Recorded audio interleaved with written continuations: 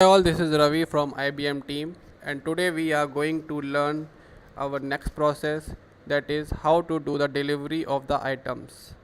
Before that we have already learned how to create the receipts and how to do the inspection of the items. Now we will log in into the store section responsibility. In the store section responsibility we will use the same form, that is the receiving transaction. We have used the same receiving transaction form for the inspection also. We'll click on it, receiving transaction, and we will give the same receipt number over here, and then we'll click on find. If you know the purchase order number, you can give purchase order number over here, or can give the requisition or the supplier. So these are the parameters against which you can search. The other parameters, the items, category, description. So we have having the receipt details, transaction details, shipment, and the destinations. So we'll give the receipt number over here, which is the most convenient, and then we'll click on find.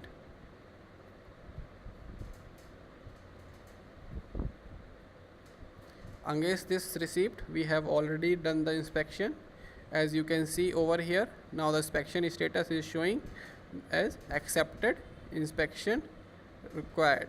So it is already been inspected, and the parent type is accepted. We have accepted the quantity. Now after the acceptance we will select this line and we will move this item to the stores. So we will select the item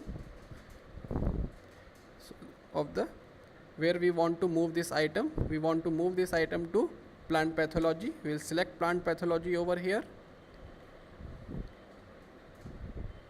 and we will give institute location IARI, and after that, since it is inventory item, we'll go to stores, and for that we will click on the lot serial. If you will try to move this item without giving the lot serial number, so it will give this error message over here. So we will click on this lot serial and will give the quantity, the 2 quantity. So we'll click and give the 2 quantity over here and click on done. So now the lot is generated, and now we can save this receiving transactions.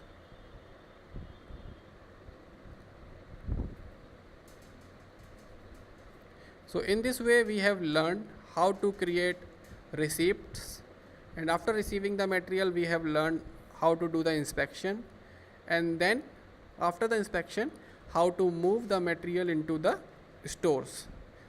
So we are capturing the stores material with the lot number. So with the lot, every store material would have their respective lot number. So we can track it down in future against its lot how many items we have received. So for this I'll close this presentation. Thank you.